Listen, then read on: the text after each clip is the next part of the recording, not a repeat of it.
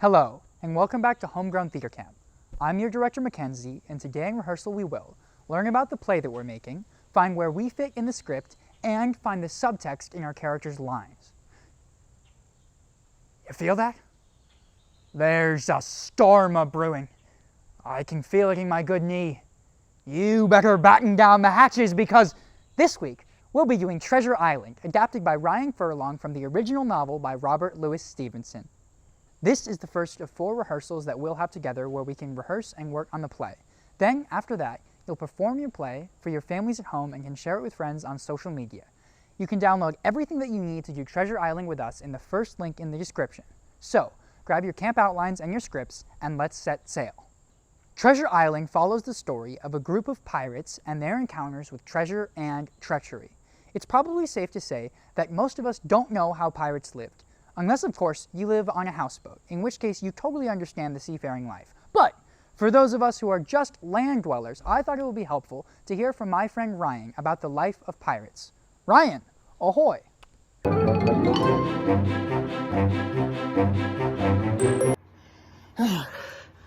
Ahoy. I want to talk to you about pirates. You see, pirates lived in the 17th to 18th centuries, and they sailed the 7 seas in search of treasure and adventure. But the life of a pirate wasn't so easy. It was quite dangerous, in fact. There was plenty of disease going around, bad weather to worry about when you're sailing your ship, and violence when coming in contact with other pirates. It was a mad dash trying to find some treasure, and honestly, you had to fight for every single thing that you had. It's a really difficult life to live, incredibly dangerous at all times, and so by the time that Treasure Island was written in 1881, it was nice to look back upon those great stories that were told by sailors and former pirates and be able to live those adventures. That's why it's incredibly exciting to be able to tell this story and be able to go on adventures of your own without having to worry about all the scary dangers that being a pirate actually entailed. Yar, we be setting sail. I need to go back up to the deck. Captain's waiting for me.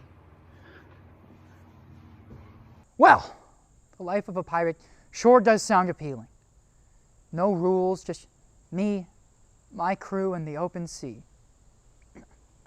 Well, with Ryan's insights in mind, let's head inside and recount the tale of Treasure Island.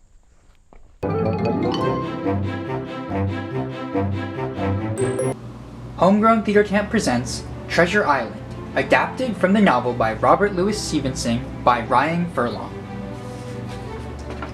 The play begins aboard the Hispaniola, a ship, with Jim in his personal quarters.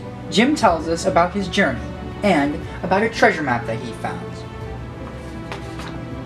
In Act 1, Scene 2, Jim overhears the ship's cook, Long John Silver, discussing taking over the ship and taking the treasure for himself. Jim quickly tells the ship's captain, Smollett, and the good doctor, Livesey. Act 2, Scene 1 opens on the island. Fighting has broken out within the crew over the treasure. Jim barely escapes, looking for Dr. Livesey and Captain Smollett. Long John Silver enters and exclaims that he has taken the treasure map. In the following scene, Livesey, I'm gonna do that again, Sasha. In the following scene, Smollett and Livesey enter, telling Jim that they should leave. Long John Silver won't be able to find the treasure and will be angry when he knows that. Jim convinces them to stay on the island and persevere. In Act 2, Scene 3, Long John reaches where the treasure is written to be on the map, only to find that it is already dug up. He leaves, continuing to search for the treasure.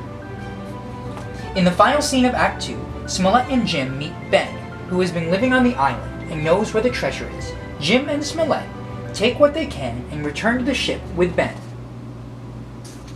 In the final scene, Jim remembers his adventure, telling of their escape from the island and of how they got the treasure back home.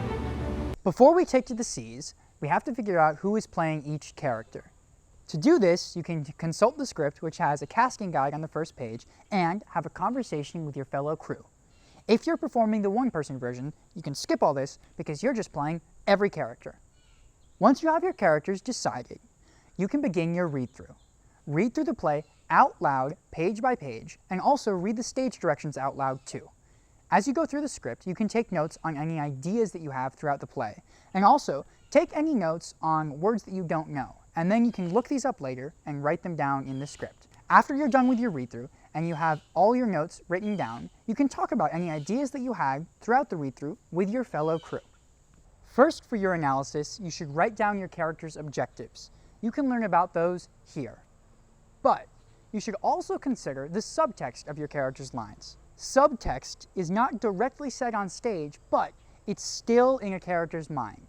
Sometimes, as people, we don't always say what we mean, and characters are the same way. For instance, Sasha, ask me how I feel about living the life of a pirate. Mackenzie, how do you feel about living the life of a pirate? Oh, I don't know. No home but the cold, unforgiving sea. All that freedom just doesn't sound like it's for me. You see, I said I didn't want to live the life of a pirate, but it didn't exactly sound like I meant it, now did it? You can compare what your character actually wants, their objectives, with what they say to find the subtext.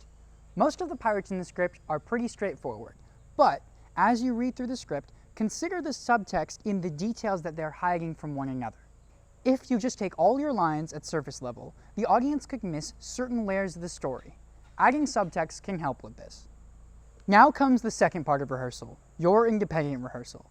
Each day after the video, you can take what we learned and put it to practice while rehearsing with the script. These independent rehearsals should take at least an hour, so you know that you're putting in the work so that you're ready to perform your play at the end of the week. You can pause and re-watch our videos as you rehearse if you need any help or guidance, and make sure to do the activities in the camp outline. We've included a list of all the props that you'll need at the end of the script for your performance, so you can start gathering these now so you don't have to rush after the Tech Day video. Also, remember to start learning your lines right away. Now you're ready to decide your characters, do your read-through, and find the subtext in your character's lines in Treasure Island. After all that, you can start acting out parts of the play on your feet and playing with how your characters move and speak. Tomorrow, we hunt for the treasure up on our feet. Until then, good luck and learn your lines. Thank you for watching Homegrown Theater Camp. You can subscribe to join the cast and download the script from our website. Homegrown Theater Camp is produced by Blixt Locally Grown, with support of the Nebraska Arts Council, the Nebraska Cultural Endowment, the Pearle Francis Finigan Foundation, Union Bank and Trust, and generous individual donors.